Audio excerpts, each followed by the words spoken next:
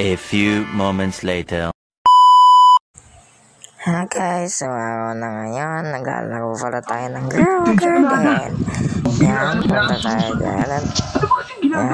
Yan, lalabas tayo sa Girl Garden. Yan, naglalaro tayo.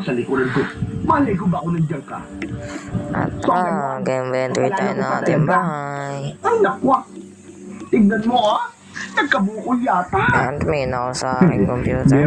At may kasama nga pala ako sa isang bahay namin na isa. May isang maliit na sungay sa ulo. Nakababa tayo, may kasama pala ako. Sinaktan mo na nga ako ganyan pa mga sinasabi mo sa akin. At nahanap ko nga pala siya. Nasaan ka na? Sige. Hindi na demonyo. Tala ka. Rhinoceros na lang. Teka nga, ano pa kasing ginagawa mo rito? Ang aga-aga mo naman pumunta dito sa amin. Kasi nga, kakayain kita mamayang gabi na magpunta sa bayan. Hindi ba piyesta na roon sa susunod na buwan?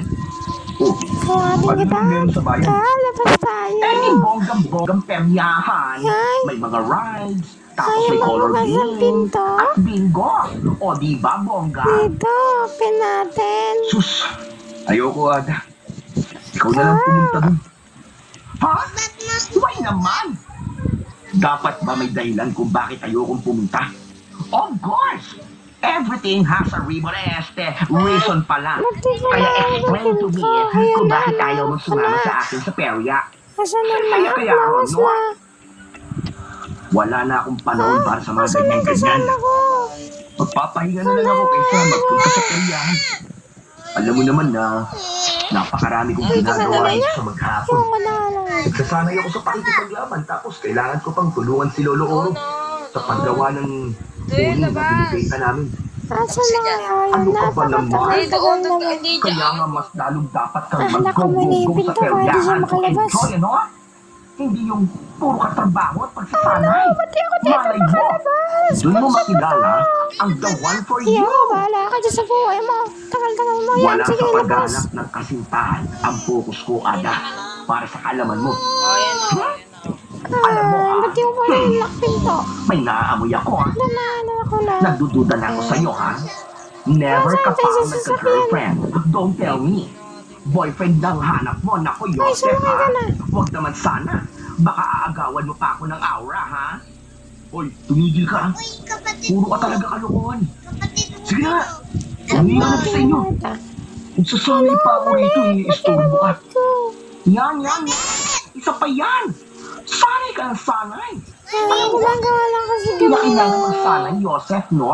Pinapagod mo lang ang self mo. Nagsasalit ka ng pagod. Hindi na babalik dito ang mga aswang na yun mo. Malamang sa malamang. Sa ibang baryo o lugar na sila maghahasik ng lagim. Ada, hindi dapat tayo maging kampante. Dahil hindi natin alam kung paano mag-isip ang mga aswang. Hindi ba masyado rin tayo naging kampante? Hindi mo nangyari. Hindi natin natunugan ang pagsalakay nila sa baryo natin. Ayoko nang mauwi sa pangyayaring yun. Kaya kahit parang walang posibilidad na sumalakay ulit sila dito, patuloy pa rin akong magsasanay. Tandaan mo yan. Okay, fine. Diyos ko, ha? Vertigo yata ako sa haba na sinabi mo, friend. Well, anyway, basta mamayang gabi, pupuntahan kita rito para sunduin. Sa ayaw at sa gusto mo, ay magpupunta tayo sa bayan. Para rumampa sa peryahan. O siya, sige na, babush. Napailing na lang si Yosef nang umalis ang kaibigan niyang si Ada.